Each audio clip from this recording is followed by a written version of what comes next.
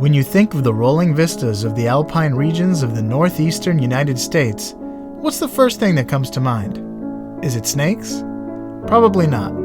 Because if a snake wants to survive out here, it better develop some amazing tricks to take the cold. But if you're not an animal with a unique ability, you're just not gonna make it in life, death, and taxonomy.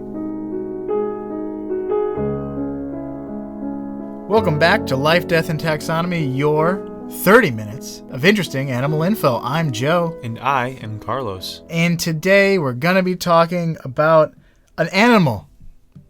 Did you know that? Did you prepare for an animal? My notes say otherwise. Oh, no. Well, you might not think it's an animal based on the name. Rubber boa. Yeah, it sounds like a rubber snake that you throw at someone. Yeah. Because you're a jerk. Yeah, well, it's not. It's real. You're even worse, a jerk. Now you're being mean to two things. An animal that you're throwing. And you're throwing a real snake at someone. But maybe not so bad, you know, given the good nature of this snake. We'll find more about that. There are worse snakes to be thrown. Yeah, definitely. Definitely. At least two that I can think of right now.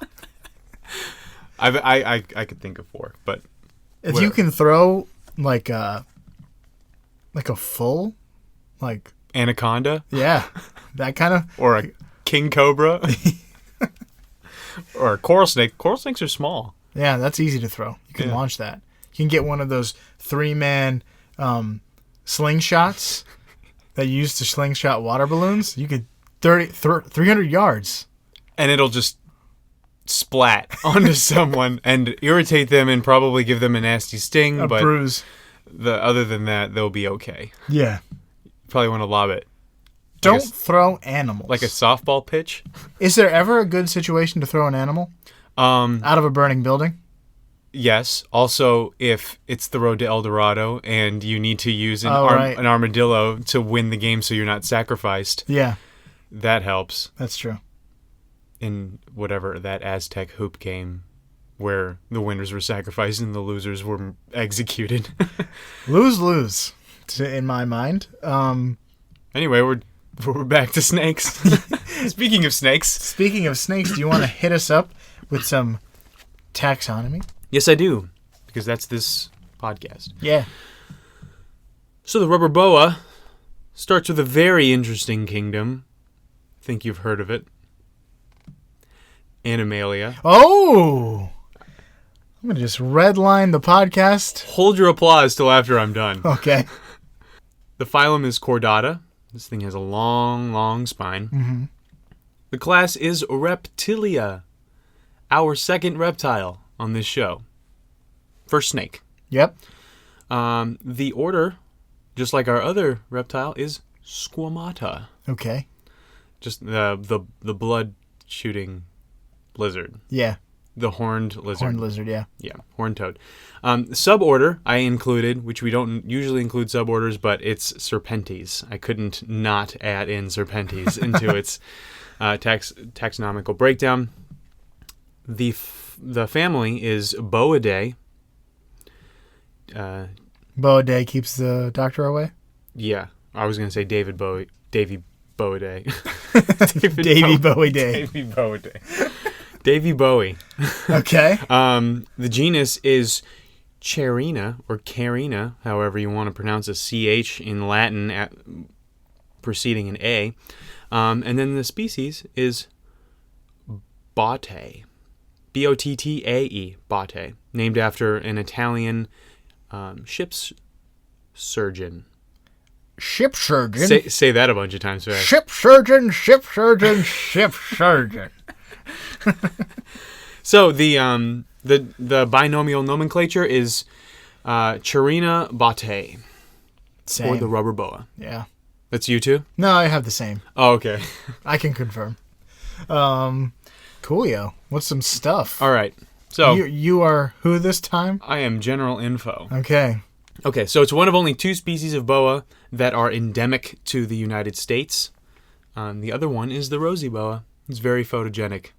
Rosy boa. Very rosy. I like that.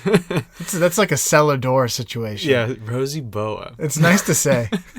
Put some vocal I think fry I on named that. my first daughter Rosie Boa.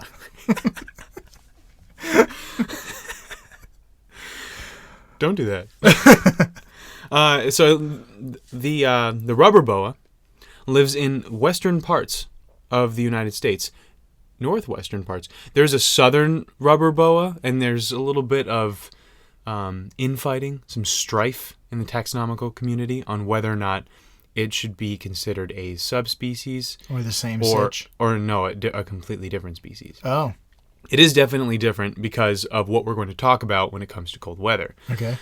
Because obviously living in Southern California isn't as much of a problem as living in Northern Washington Right. or British Columbia. But mostly the rubber boa we're talking about lives up in the northwest, sometimes all the way over to Montana. So if I want to paint a picture for you of the rubber boa, picture a pile of poop. I don't know if that's fair, It's poop brown, sometimes olive green. but it's super shiny. It's then chrome poop. But we'll talk about like its defense mechanism, the fact that it likes to ball up. But that helps. It looked like the poop emoji. And so, like I said, it's like light brown, olive green, drab colors. Its scales aren't well defined. They're very small, and yeah. they're very smooth. So it looks really smooth. Yeah, so it kind of just looks like it was squeezed out. Most people would say that it looks like rubber. It's not the poop boa. No. It's not the fecal boa. It's not the smelly serpent. All the kids are just giggling their heads off right Sure, now. this is for the kids. This is for you kids. But yeah, it has kind of like a loose skin and, like I said, small scales that are pretty close to its body, so it gives it a rubbery appearance. Its head is about the same width as the rest of its body, where you usually imagine a snake having a much wider head like a viper or a cobra. This is not. So it's kind of just ends, and that's the snake's head, and its tail is has the same sitch going on. Rounded. Yeah, so sometimes it can be a little bit difficult to tail. Oh, no. That was a Freudian slip of the highest taxonomical order. It can be difficult to tail between the head and the tail. So I think it's about time Uh-oh. for The listener's favorite segment of the show. I would assume because nobody's told us, but yes. I've heard some people say that they like it. Really? That's nice. All right, so some listeners' favorite section of the show, measure up. Yeah. I'll just let you take it because I think you have different measurements than I do. I So have you ranges. usually get the range. Well, give us the range. That's actually both. It's helpful to know both. Okay, so they're relatively small snakes, No. between 1 1/4 feet and between 2 3/4 feet. Okay. That's so, a really awkward way of saying that, but that's between 38 and 84 centimeters. Okay, so I did an average. I think of that. I think I had the same range as you, and I did an average of it in the 61 centimeters. But, it's hard to imagine 61 centimeters. Sure. So let me give you something to just help you imagine how long this snake is. It's about 30% the height of Andre the Giant from tail to face. There's a new Andre the Giant documentary on Netflix. Yeah. If you wanted to watch that and just imagine. Just when you see him, when the camera shows his full body, just Right. imagine it coming up to like what, his middle thigh? Yeah. Sure. So that's 3 more snakes and then a little bit more snake. And you get to his fro. Yeah. Yeah. So what'd you have for weight? For weight, Yeah. I had 80 grams for males. For males. Males are a little bit smaller. Significantly smaller. Well, yeah. significantly lighter. Yeah. Because females don't get to be that much longer, but they do get to be more than twice as heavy. They get Yeah. up to 200 grams. Because they're beefy. Yeah. So I averaged that around 140 grams. Or, in a more relatable term, half the weight of a human heart. Let's see. I'm just imagining my daily routine. Right. Of course.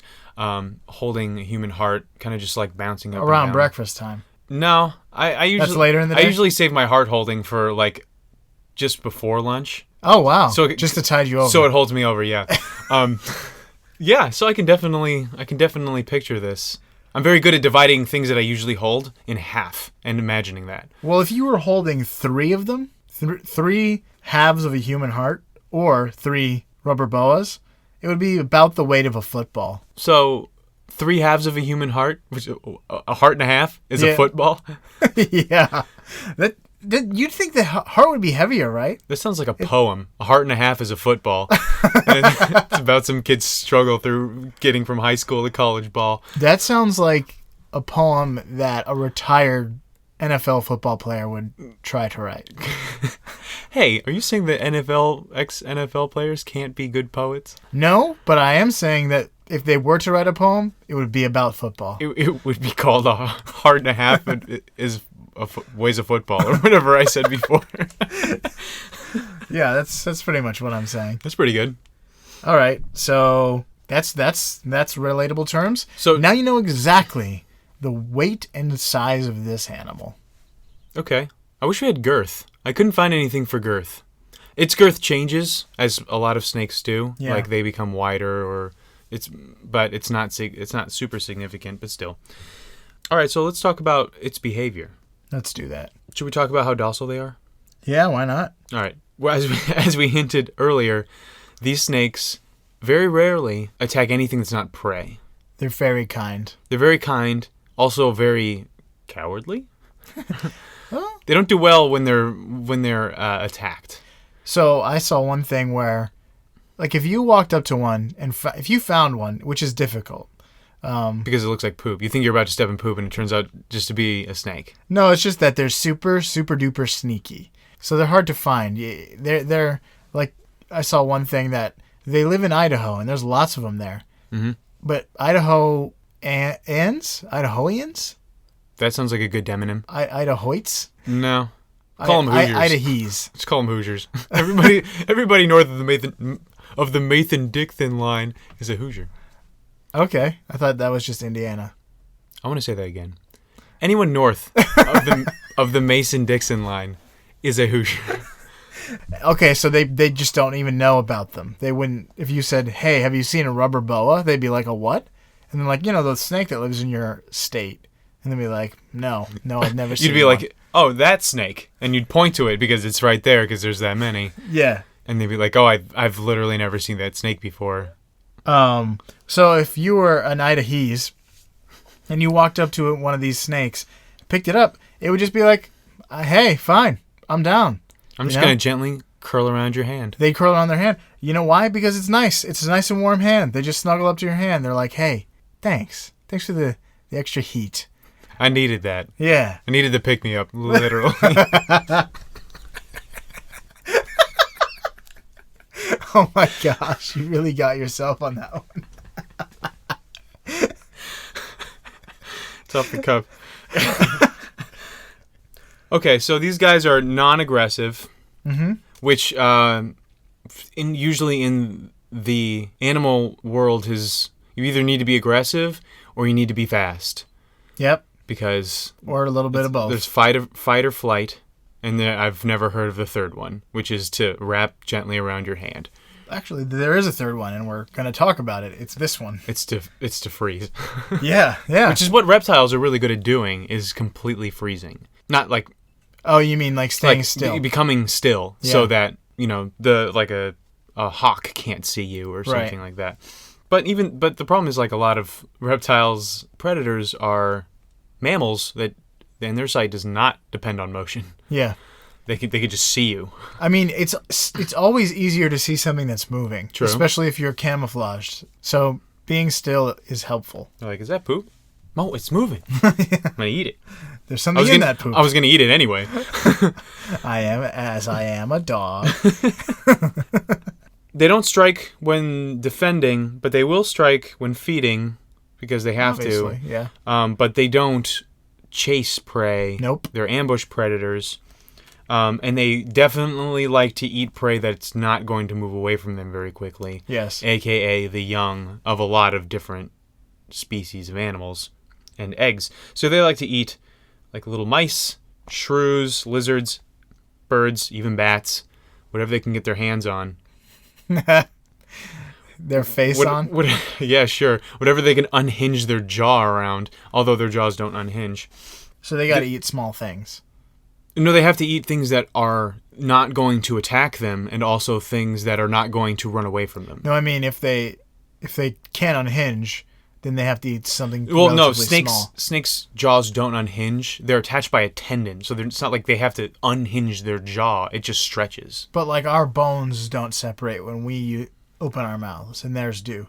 Yeah, but theirs is always separated. It's connected by. It's not hinged. It's connected by a floating tendon. So it's just a misnomer. Yeah, and also the middle of their chin is not one bone. It spreads apart. Gross. So imagine like Harvey Dent, the middle of his butt chin kind of just like spreading apart because that's also connected by a tendon instead of a bone. Gross. And awesome. That's what allows them to eat full-on eggs. And I saw a thing where it was like if it finds a rodent nest or something, it'll eat all. This is pretty sad. It'll eat all the young, and the mother will try to obviously stop it, but it'll have the rubber boa will use its tail that looks like its face and kind of like do false strikes to make it seem like it's striking at the mother, who will like back away, but really it's like it's just gonna hit you. It's not gonna actually bite you. And so a lot of the times robber barons will have a lot of scratch marks on their tails because they were using them to defend against the mother. arts. Almost anything that is carnivorous eats these snakes. We'll talk about how they avoid predators. But also, they give live birth to about 9 baby snakes a year. That's not super atypical for snakes, right? No, it's not. It's like sharks also sometimes give live birth. It's like they have the eggs on the inside. Yeah. So it's still an egg-based thing. I guess they're all. I guess we all are. I guess we all are egg-based life, but we don't incubate inside of the egg like snakes do and sharks. All right. So that's all I've got for general info. If we want to go back to like snake movement, I'm your man. Okie doke. So now it's time for the major fact. Oh. So reptiles, as you know, tend to seek out warmer temperatures. They're cold-blooded animals, and warmer temperatures allow them to regulate their body temperature based on weather a little easier, or rather climate. Snakes in particular rely on warm temperatures for movement. So the warmer a snake is, around 82 to 91 degrees, that's their optimal speed, that they're able to move quickly. Okay. In that temperature range, they can move at full speed, they can hunt, they can avoid predators, they can run, fight or flight, they can fight things that they're trying to kill, and catch things that they're trying to eat. So that's where they want to be, in that 80 to 90 range. That's really specific. Yeah, I mean, they can survive in other ranges, but they just go slower. I read a lot of research by a researcher named Michael E. Dorcas on reptilemagazine.com. So if you want to learn more, you can check that out. Thanks, Mr. Dorcas. So snakes need the speed boost to hunt and avoid predators, right? That heat speed boost. But rubber boas live in the northwestern alpine regions, right? So that's pretty dang cold normally. It's temperate to pretty dang cold in the winter, and in the fall and at night. No problem, right? You just hunt at noon when the sun's out. It's warmed the ground for all morning. That's what I'd do. But they don't do that. They hunt at night. Snakes are so dumb. They hunt at night. So this researcher, Mr. Dorcas, perhaps Dr. Dorcas, I'm not sure. Mike Dorcas. Mikey Dorcas. His middle name starts with an E. Mikey Dorcas. He was like, well, maybe they are, adapted differently. They go fast at night somehow. Nope. They are moving at 1/3 their normal speed at night. So in the day, they can move at full speed, and at night, they're going 1/3 that speed. So they're pretty slow, right? At nighttime, when the temperature dramatically decreases their body temperature. So for all intents and purposes, they're a normal snake, except for they choose to hunt at night. So there's 2 problems with that: escaping enemies and catching prey. You're moving slowly. You can't crawl. Your crawl speed is slow, so you can't escape an enemy. And how are you going to catch an animal if you are slow? Your speed has literally slowed to a crawl. Yeah. First of all, hunting at night means that they don't have to deal with diurnal predators. You know what that means? Daytime predators? Yeah, it means things that are... It's the opposite of nocturnal. Like hawks and stuff. Yeah, it's funny how, like, you never hear that word. Because it's not interesting to us because we're diurnal. Yeah. For the most part. Yeah, so... For nocturnal, we're nocturnal by choice. So hawks and, like, badgers and a lot of mammals that are not nocturnal, they just pretty much avoid. Yeah. Except for, like, wolves and stuff like that. Right, and owls. Yeah. They live at night. They live at night.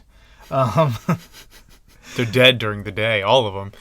Second, they have a strange defense mechanism that you started to talk about. So if you come across most snakes and try to touch them, you know, they're going to bite you, but not them. Same thing when predators come across them. They don't fight and they don't run.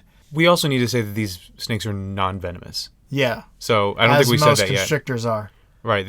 And so they don't... Not venomous. Even if it bit you, it would hurt. It would hurt, but it wouldn't poison. Right. Venom you. It wouldn't venom you. It wouldn't be venomed. It wouldn't be venom. Because the robber boa don't run and don't fight, when attacked, they have to do something else. So like you said, that they curl up in this little ball, and they put their head on the inside of this ball. And what do you think's on the outside? Their tail. Their tail? Yeah. So they just like when they're hunting, and they're raiding these nests and using their head tail to fake out moms, they're doing that to predators. So they come across this snake ball, and they're like, I'm going to just bite this head, and it'll be all done for. Not true. It's just the tail. But then you're like, well, dang it. Its tail is bitten. What's it going to do now? It's screwed, right? Eventually, it'll be overpowered, right? No. It releases a spray like a skunk. A nasty, musky, bad flavor spray.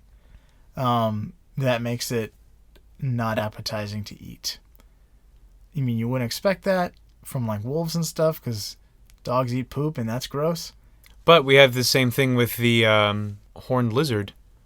With the blood it spits out is from its eyeballs. Yeah. Is not appetizing. Right. Because it eats like ants. Yeah. Specific kind of ants. It's designed specifically to be gross for most things that would want to eat it. So hunting at night, they're hunting really slowly. And the reason that this is helpful is that it conserves heat. Mm-hmm. Remember when we were talking about the Greenland shark? They move super slowly. Yeah. They're also a cold-blooded creature, but they move slowly. They conserve as much heat as possible. So that's allows them to like be able to withstand being out at night. I wonder if the robber baron can live for 350 years or whatever. Probably not. So, like you said, they're ambush predators. So they don't need to be fast, right? They lie in wait and then strike when something comes by. But they're also super good at raiding nests because they move so slowly and they've got those smooth scales and very fine scales. So they move and glide pretty quietly into dens and things and nests. If all is said and done and they're just too dang slow to catch a meal that night, it's no big deal because they can go up to maybe 18 months without eating. Jeez. So if they've had a big meal? Yeah. Beforehand? The Mikey Dorcas, he clocked or measured one pregnant female go an entire year without eating. I feel like it needs to eat for its chillins. Apparently not. Apparently it's very, its metabolism is super duper slow. Yeah. And just efficient is what I was going to say. Well, most snakes can go for a long time without eating because they'll eat like 5 times their body weight in one sitting. Yeah. And then just digest that for the rest of the year. That's how it conserves heat. That's how it lives in those regions, even though it's a slowsman. So it kind of manually changes its body temperature. Well, kind of all cold-blooded things do that. Well, can it do it without using the sun to warm it up, or can it just be like, I think I'm gonna be colder now? No, it drops to like 40 degrees, 40 to 50 degrees body temperature when it's at night. Okay. So it's, for all intents and purposes, this is a behavioral modification more than it is a biological one. If you want to learn more about that, listen to the Species podcast about pikas, or pikas, because he talks about behavioral modifications to conserve heat, or in their case, cool down. So behavioral modifications take a lot less time than biological ones when it comes to adaptation. Mm-hmm. So you can learn to do something differently that will help you survive way faster than your body changes. Oh, okay. And these guys also hibernate, don't they? Yeah. Is that weird for a snake? Yeah. Most snakes are really inactive during the winter in colder regions, but these guys full on hibernate. That's crazy. I mean, I guess you can just like eat a whole shrew and then go hibernate. Yeah. With your shrew. That's true. Yeah. But that is shrew. That's true. That's true. So is that all you got? Yeah, that's all I got. Do you want to talk for the next 15 minutes about how snakes move? Probably not. Probably not. We'll talk about that on some other episode where we talk about snakes. In the meantime, curl up into a ball, stick out your tail, and beg for mercy because that's not going to cut it in life, death, and taxonomy.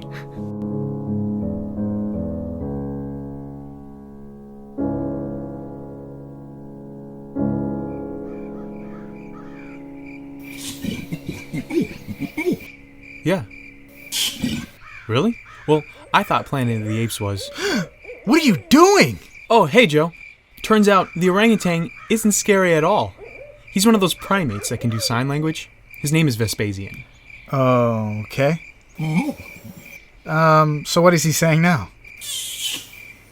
Aw, he wants to know how he can support our show. Well, that's easy. All he needs to do is subscribe on Apple Podcasts or any other podcast app and leave a review. Why are you speaking like he's not in the room? He's right here. Yes, I know, Vespasian. That was rude, wasn't it? Wait, why are you mad at me? No, what are you doing? He's angry! Run, Joe! Oh, no!